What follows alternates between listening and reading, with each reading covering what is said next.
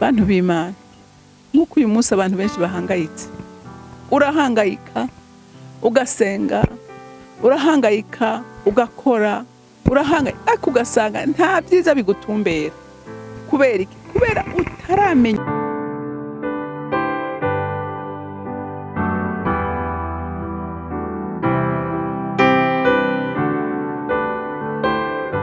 Bakunzi bahore CANAAN TV, ni umunezero kandi gusubira guhura namwe ngo tuganire ijambo ry'Imana. Ariko nk'uko duhora tubigenza, reka tubande twishire mu biganza by'Uhoraho. Mana nyene ububasha, ndaguhaye icubahiro. Mana ugira neza, ndagukunda kandi ndagushimira urukundo rwawe n'imbabazi zawe. Uri mwiza kandi ugira neza. Uri Imana idukunda, uri Imana yadukunze kuva kera, n'uyu munsi nurarambirwa kutugirira neza uko bukeye n'uko bwije. Uhora utubwira ijambo ryawe ritwigisha, uhora utubwira ijambo ryawe ridukomeza, uhora utubwira ijambo ryawe riduhishurira amabanga yishijwe. None Mana y'amahoro, n'ubusuye kukwinginga ngo uzubane natwe kugira ngo abana bawe Mwami Imana bahishurirwe igikorwa cy'umugwanizi n'igikorwa cyawe cyiza. Imana ndagushimiye kandi ndagukunda, ndakwizeye kandi ndakwizigiye. Icubahiro cyose n'amashimwe yose naba yawe mu izina ryawe ryera Yesu Kristo umwami wanje, senze gutyo. Amen, amen.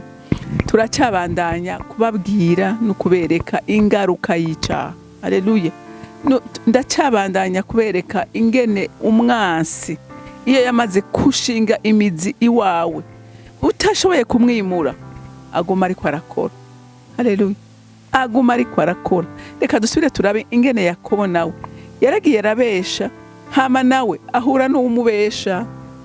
Rya jambo ryasubiye kugaruka ngo imbuto biba niyo wimbura. Niba uri umubeshi, menya ko nawe bazokubesha. Niba uri umusambanyi, menya nawe ko azosambanya abawe. Niba uri umusuma, menya ko nawe bazokwiba. Umviriza ico ukora cyose kandi uzokironka kigwije incuro nyinshi. Imana idufashe. Reka rero dusome muri mwitanguriro igice ca 29. Turasoma kuva ku murongo wa 18 dushikane ku murongo wa 27. Haravuga ngo Yakobo agomwa Rakeli, yishura Labani ati nzogukorera imyaka 7, umpe umwigeme wawe mutoyi Rakeli. Labani aramwishura ati kumuha wewe biruta kumuha uwundi muntu wese, igumire ngaho. Nuko Yakobo akora imyaka 7 kugira ngo ahabwe Rakeli. Imuhindukira nk'iminsi mikeyi kubwo urukundo amukunda. Maze Yakobo abarira Labani ati mpa umugeni wanje ndamurongore, kuko iminsi wanciriye yakwiye. Labani atorera ubukwe abantu bose baho hantu, atereka inzimano. Ahengere ku kagoroba azana Leya umwana wiwe, aramumuha aramurongora. Labani atanga Zirupa inshoreke yiwe, amuha Leya umwana we ngo amukorere. Bukeye Yakobo agize ngo araraba, asanga ni Leya. Abaza Labani ati ivyo wangiriye nibiki? Sinagukoreye kuri Rakeli? Icatumye umpenda igiki? Labani aramwishura ati iwacu ntibagenza batyo, ntibatanga umutoyi ngo arongogwe umukuru akiraho. Maze mara iminsi 7 yo mu nkinga, mwe nuwo duheze tuguhe uwundi nawe uzomukorere iyindi myaka 7. Yakobo abigenza atyo, amara iyo minsi 7 y'inkinga. Labani araheza amushingira Rakeli umwana wiwe wundi. Labani aha uwo mwana wiwe Rakeli inshoreke yiwe biruha ngo amukorere. Yakobo arongora Rakeli nawe, maze aramukunda cyane amurutisha Leya. Nuko akorera Labani iyindi myaka 7. Amen. Mwumvise?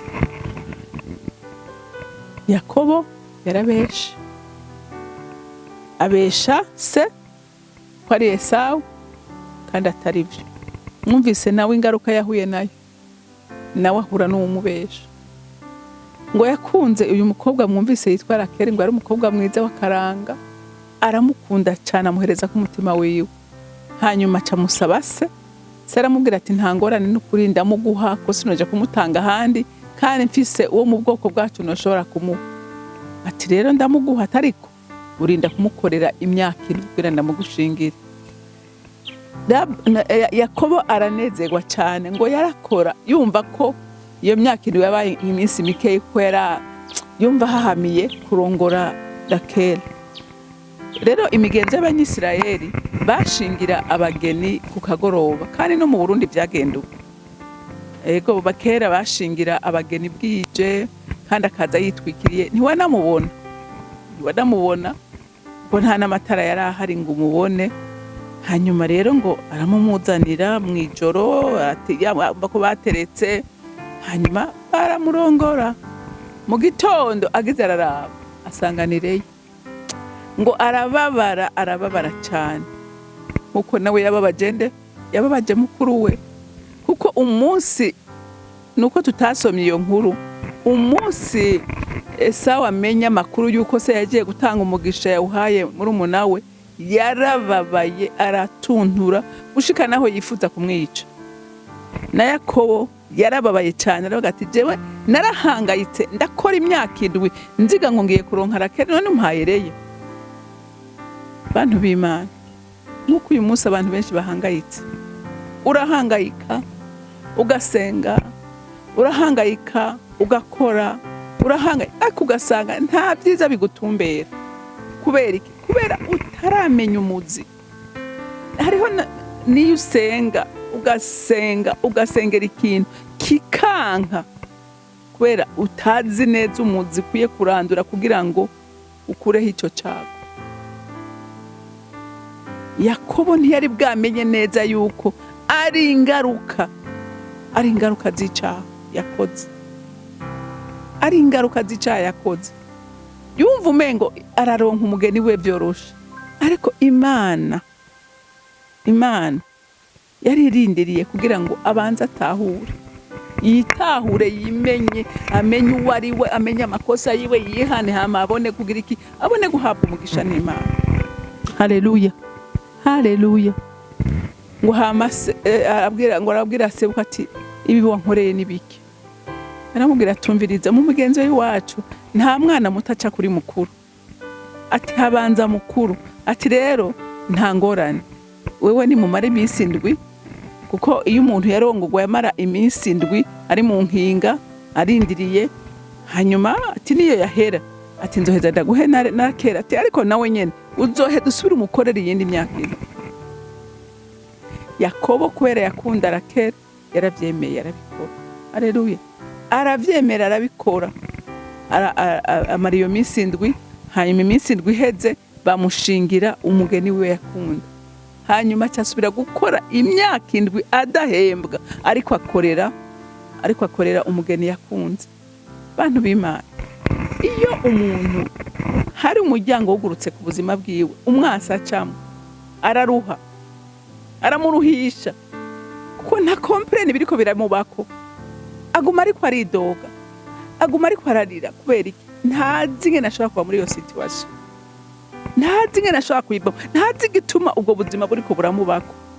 Ariko iyo uhishuriwe, igituma uri kuraca muri ivyo bintu, nukuri umengo nakabuto fyonze byose biroro. Haleluya. Ese icompa nawe uyu munsi Imana ikaguhishurira amabanga ahishirijwe, atuma uyu munsi uri kurasiragoringa, uri kurababara, uri kurababazwa. Haleluya. Ese icompa ukagira ihishurirwa, iri jambo rikagufasha ukitahura, ukavuga uti kumbe umuzi mubi unkurikirana, icyago kinkurikira niki. Igituma ntashobora gushika muri destiny yanje niki. Haleluya. Ijambo ry'Imana nta kindi ryashiriweho, kugira ngo aba batubanjirije tubigireko. Haleluya. Duhishurirwa amabanga. Haleluya. Kugira ngo duhishurirwa amabanga ahishijwe. Amen. Yakobo akorera umugeni wiwe, hamagira iki, aramuhaba. Haleluya. Ariko nagira nkubwire, naho yamuhawe umenye ko umuryango utiwugaritse. Umuryango ntiwugaritse, kuko urwanya usomeye inkuru urabona ko inarume yasubiye kumunyanganya, kandi amasezerano bakoranye ntiyayubahiriza, kuko yari yamubwiye ukazoca muhemba ibitungwa. Iyi si yo nkuru ngomba guhagarara kuri uyu munsi, ariko nagira ndakubwire yuko ikintu cyose cugurutse ku buzima bwawe kitari ciza, ni Imana yo nyene icugara. Haleluya. Ariko biciye kurinde, kuri wewe, biciye kuri wewe wamaze gutahura ukamenya ngo ikingwanya ni iki, umuryango wugurutse ku buzima bwanje n'uyu, hama ukaja imbere y'Imana ukayitakambira ukayiririra, kandi Imana yiteguye kugirira neza umuntu wese. Haleluya. Yiteguye kugirira neza umuntu wese ayija imbere kuyitakambira ayisaba ngo imutabare. Yakobo murumva ko yahuye n'intambara zikomeye, uribiyumvira gukora imyaka 14 uri gukorera umugore umwe, imyaka 10 mba yamukoreye imyaka 14, kuko akora iyi myaka ya mbere 10 bamuzanira Leya, ntiyari kwakorera Leya, yari kwakorera Rakeli. Haleluya.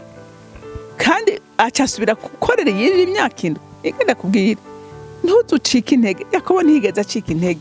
Rero nawe uyu munsi ushobora kuba uri kurasenga wibohoza ukabona biranse, ntuzucike intege ngo uhebe. Oya, komeza. Haleluya. Komeza ushikiriye iki? Ushikiriye umugabane wawe. Haleluya. Yakobo ntiyacitse intege. Ubundi yari kuvuga ati nta kundi ndahevye, reka ngumane Leya, nta kundi sinosubira gukora iyindi myaka indwi. Ariko kubera yakunda Rakeli, haleluya, kubera yakunda Rakeli aravuga ati nangorane ndakomeza gushika ndamutahanye. Rero nawe ivyagutsikamiye ntubihanga amaso, ariko hanga amaso Imana. Haleluya. Uhanga amaso Imana gushika uronse inyishu yawe. Amen. Hariho abantu benshi ndabizi bacika intege mu kigeragezo, bagacika intege, bakihebura, ugasenga umwaka umwe ukabona ntibikunze, ugasenga ibiri ukabona ntibikunze. Umva, naho izoba 30 gushika ubonye utahukanye intsinzi. Haleluya.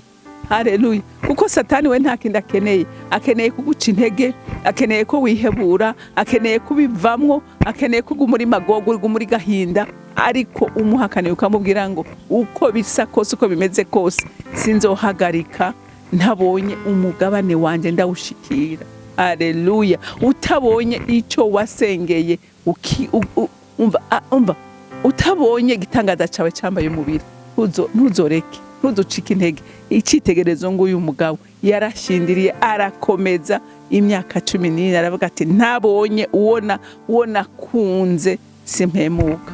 Rero nawe ntuhebe, ntucike intege, ntiwemerere umwasi kwa guca intege, ariko komere uvuge ngo Imana ndazi kwizongerera neza. Rero Imana yo mwijuru ibampera umugisha. Mugira umunsi mwiza, mwarahezagiwe. Data rugira byose uri mwijuru, ndagushimira kuri Imana yumva, uri Imana yuzuye imbabazi n'ubuntu. Mwami, igishinga ntaye turakibona muri Yakobo, waramutabaye umugirira neza, umuha umugeni wiwe kandi umuha imbaraga zo gukomeza, ntiyacika intege. Reka natwe wa Mana we uduha imbaraga zo gukomeza mu rugamba twatanguye, ntiducike intege, ko satani nta kindi akeneye ko ducika intege. Ariko nawe kumuvuga abana banje nimukomere, ndi kumwe namwe, nimukomere, ni udukomeze uko bukeye nuko bwije, uvuga ngo ntimutinye, muhumure, ndi kumwe namwe. Rero Mana ndagushimiye kugira ijambo, reka rigire imbaraga zo gubohora no gukiza imitima no gukomeza imitima yari idendebukiwe. Hama icubahiro cyose n'amashimwe yose aba yawe, nkaba ndabisende ndabyizeye kuvyumvise mu izina rya Kristo Yesu. Amen, amen. Mwarahezagiwe, mugira umunsi mwiza.